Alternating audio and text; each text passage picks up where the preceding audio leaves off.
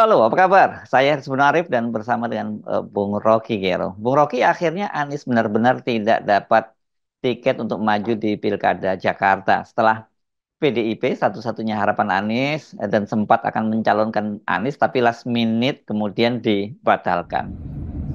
Ya, fakta itu sudah terjadi. Anies tidak memperoleh tiket, Anies gagal, Anies dihalangi, Anies harus mengakhiri karir politiknya. Kan semua itu fakta hari ini. Tetapi selalu ada potensi untuk menghidupkan kembali harapan pada Anies kan. Tetapi harapan itu hanya mungkin secara rasional kalau Anies punya partai politik, punya kekuatan politik. Dan itu yang membuat gejala keunggulan individual itu harus tunduk pada kekuatan atau ketersediaan institusional. Nah, kapasitas Anies tentu tidak diragukan dalam pertandingan politik, tetapi dia tidak punya kemampuan untuk mendalilkan bahwa kapasitas dia itu bisa ditangkap dengan sempurna oleh partai-partai politik. Karena partai politik itu akan kembali untuk menghitung 2029, tentu Anies itu jadi hambatan buat PDIP misalnya tuh. Orang mungkin juga mulai menghubungkan bahwa Anies memang kutu loncat dan udah ada ledekan semacam itu, berupaya untuk nyari dukungan di Demokrat lalu dia batalkan atau apapun yang terjadi pada saat itu, lalu pindah Nasdem segala macam. Nasdem juga hanya memanfaatkan Anies, PKB juga begitu. Lalu Anies beralih melirik kandang banteng mungkin bikin evaluasi bahwa yang nggak mungkin Anies itu disediakan untuk memimpin Indonesia, walaupun kapasitas intelektualnya terandal. Karena bagi PDIP ya masuk akal bahwa yang mesti memimpin Indonesia adalah dia, kader PDIP kan. Jadi hal yang secara realitas kita hadapi hari ini adalah faktor bahwa seseorang untuk ikut dalam pertandingan politik harus punya kendaraan sendiri kan, nggak boleh nebeng dan nggak boleh minta ditarik karena mogok misalnya. Jadi kemampuan bangsa ini untuk menilai proses politik atau harus kita tumbuhkan bahwa seseorang yang punya kapasitas pada akhirnya dibatalkan oleh ketiadaan dukungan politik. Dan dukungan politik kadang-kala memerlukan transaksi politik. Dan transaksi politik itu adalah uang. Jadi semua hal yang ada hari-hari ini menunjukkan bahwa kita masih belajar untuk melakukan pelembagaan politik. Jadi Anies sudah tidak perlu kecewa, karena itu konsekuensi karena Anda tidak punya partai politik kan. Simpel aja tuh. Tadi Anda menyebut kartu Anies itu masih bisa hidup sampai tahun 2029, tetapi dia perlu membentuk partai. Saya sih sepakat dari sisi kapasitas Anies ini tidak perlu diragukan ya. Tapi kan dia persoalannya selalu itu terbentur dengan dukungan parpol. Kalau kemarin Pilpres dia masih beruntung, tapi justru di Pilkada kali ini malah keberuntungannya itu ternyata menjauh dari dia. Sekali lagi ini soal kematangan politik tuh. Ya mungkin ada dendam, ada kekecewaan, tapi politik harus berlangsung karena kita tidak terpaku pada persaingan politik Jakarta. Kita berupaya untuk menyelamatkan negeri ini dari tutorisasi Jokowi. Kita berupaya untuk membersihkan negeri ini dari kotoran-kotoran politik yang ditinggalkan oleh dinasti Pak Jokowi. Kan itu intinya kan. Tidak ada problem personal antara oposisi dengan Jokowi. Kalau Pak Jokowi marah misalnya, ya marah pada kebijakannya sendiri kan. Demikian juga Anies kalau berupaya untuk menentukan diri sendiri, dia mesti ucapkan, mungkin dia akan bilang saya netral, tapi netral dalam keadaan sekarang ya buat rakyat Indonesia ngapain Anies netral? Bukankah dari awal Anda juga udah berselisih dengan Partai Demokrat? Bukankah juga dari awal Anda sebetulnya terjebak di dalam hegemoni Nasdem? Jadi semua ini pelajaran juga, bukan sekedar buat Anies, tapi buat kita, negeri yang sedang berupaya untuk melahirkan pemimpin. Anies tidak akan lenyap dalam perpolitikan, kecuali ada pengkondisian bahwa Anies memang musuh bangsa. Anies kan bukan musuh negara. Anies dimusuhi oleh Jokowi, itu intinya tuh. Jadi kebesaran hati Anies juga akan menentukan dia masih mungkin atau sangat mungkin bisa beredar dalam sistem politik sampai 2009. Kan faktanya threshold sudah diturunkan oleh keputusan Mahkamah Konstitusi, dan itu penanda bagus bahwa dengan partai kecil pun bisa masuk dalam persaingan 2009. 5 tahun ke depan semua orang akan cari partai-partai yang punya kapasitas mengucapkan kebersihan politik, dan sangat mungkin partai-partai yang sekarang kecil justru yang akan menuai pikiran-pikiran baru di 2009. Apalagi kalau ada partai baru yang betul-betul dari awal sekarang diposisikan untuk menghasilkan Indonesia yang berpikir. Nah, itu pentingnya Anies mulai berpikir untuk membentuk partai misalnya itu, dan bukan hal yang harus tergesa-gesa, karena belajar dari keadaan pelembagaan politik dalam demokrasi memang melalui partai politik. Dari inspirasi untuk memimpin juga harus datang dari percakapan di dalam partai politik. Bahwa kadernya itu kurang bermutu segala macam itu urusan partai masing-masing. Tapi begitu demokrasi kita udah membentuk diri bahwa hanya melalui partai politik kebijakan itu bisa diwujudkan dalam bentuk kompetisi kepresidenan misalnya. Saya menangkap kekecewaan yang meluas di kalangan para pendukung Anies nih, dan jadi pertanyaan menarik kemana para pendukung Anies ini akan melabuhkan suaranya. Saya kira tidak mudah buat mereka ya memilih apakah kembali mendukung Suswono terutama dari PKS yang berpasangan dengan Ridwan Kamil, atau tetap bertahan di PDIP Pramono Anung. Nah, pilihan lain itu ya ini calon independen. Ya oke, hitungan pragmatisnya sekarang adalah suara Anies itu akan kemana. Tentu Anies kecewa karena tidak diloloskan oleh PDIP. Tetapi kalau yang diloloskan misalnya adalah Pramono dan Rano Karno sekarang, pertanyaannya potensial komunitas Anies ini mau kemana? Mau ke Ridwan Kamil atau mau ke Pramono tuh? Kan itu perhitungan kita hari ini supaya kita menjadi realis tuh. Jadi Anies juga akan dipaksa untuk mengucapkan promosinya tuh. Dia akan promosikan PDIP, kendati dia kesel pada PDIP, atau dia mau promosikan Ridwan Kamil yang pasti akan ditentang oleh Persija itu, oleh masyarakat Betawi, oleh elit kelas menengah Jakarta kan. Kan ini dilemanya di situ bagi Anies. Dia punya konstituen dan dia mesti alihkan konstituennya kemana. Itu yang juga ditunggu. Apakah Anies dengan rasional misalnya menganggap oke, dia ditolak oleh PDIP, tetapi dia percaya bahwa suara pendukung dia itu lebih baik diinvestasikan pada PDIP daripada pada Kim Plus. Kan itu juga ideologi sifatnya kan. Jadi akan dilihat misalnya di mana moral politik Anies itu.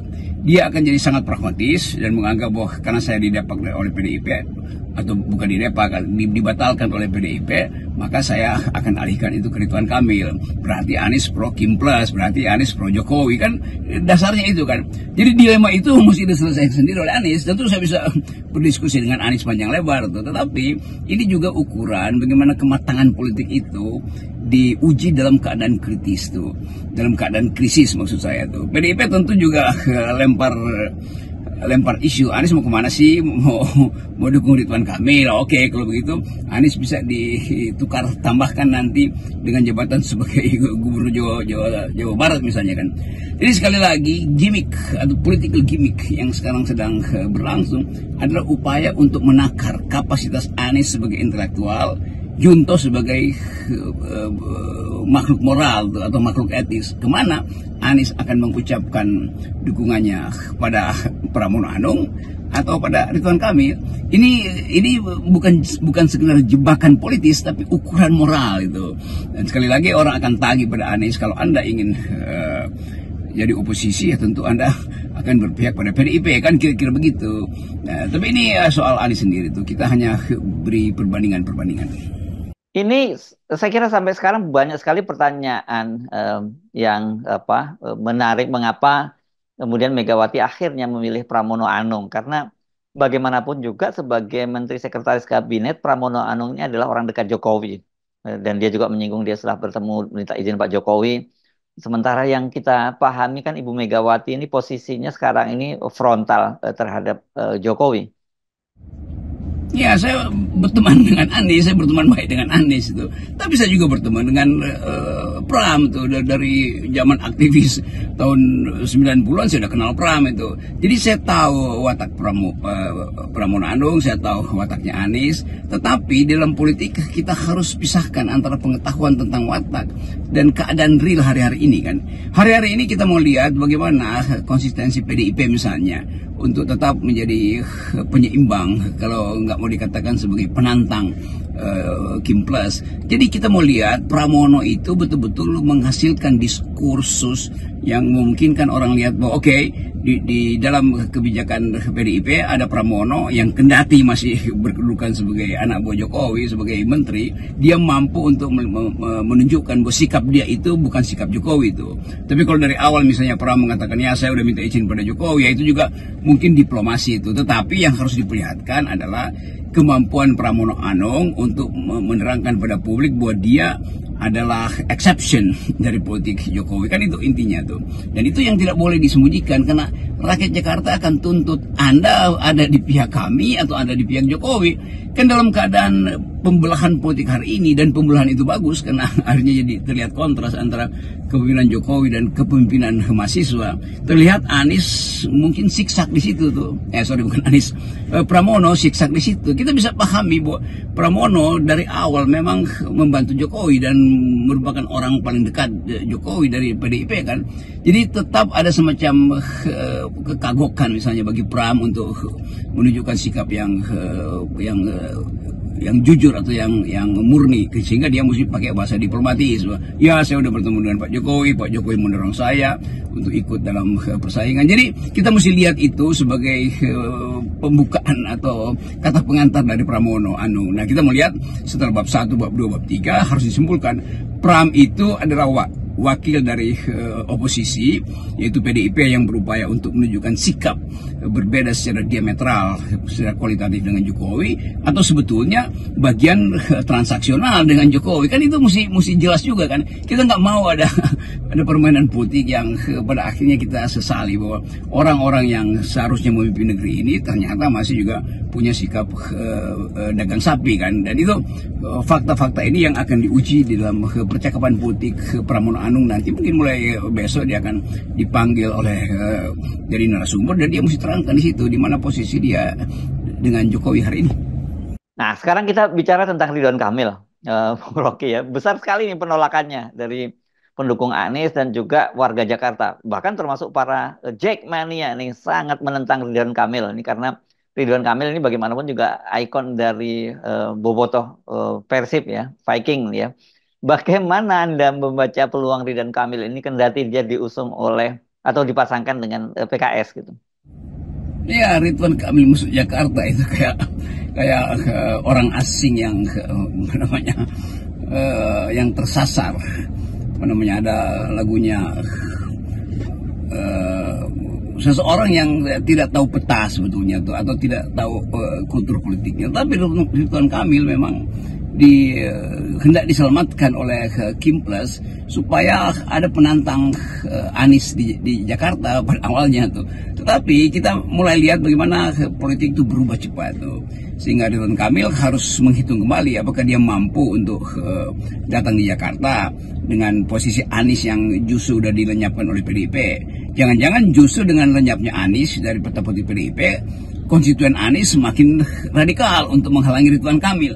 Karena di Jakarta ini punya ciri khas bahwa seseorang yang tampil di Jakarta harus pro Persija. Itu aja udah poin yang betul-betul mendasar tuh. Nah, Ridwan Kamil tentu akan diolok-olok bahwa Anda kan jersey Anda tuh lain dengan jersey kami tuh. Jadi kemampuan Jakarta untuk menimbulkan sensasi tidak dimulai dengan politik identitas atau politik ideologi, tapi dengan semangat Persija misalnya. Itu udah faktor yang akan menentukan langkah Ridwan Kamil.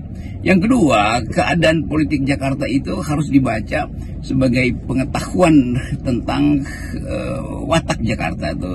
Ridwan Kamil mungkin terlalu lemah lembut untuk ukuran orang Jakarta, apalagi untuk ukuran masyarakat Betawi itu yang menganggap bahwa pemimpin Jakarta itu idealnya adalah Ali Sadikin, idealnya adalah Bang Yos. Itu semuanya kan pemimpin-pemimpin yang sifat Spartanya itu keras sekali.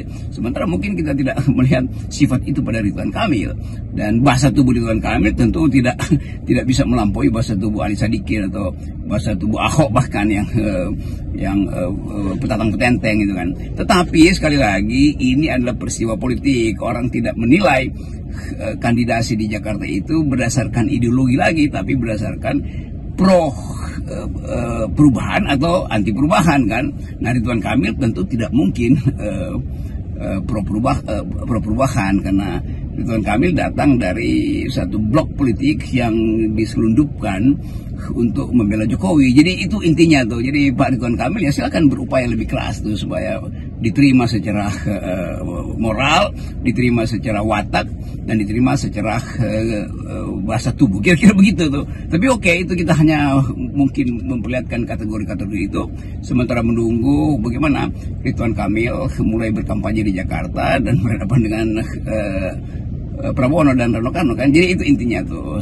Selama kita menunggu, pastikan bahwa politik harus dinolkan dari dinasti. Baik Bung Rocky, salam akal sehat. Salam akal sehat.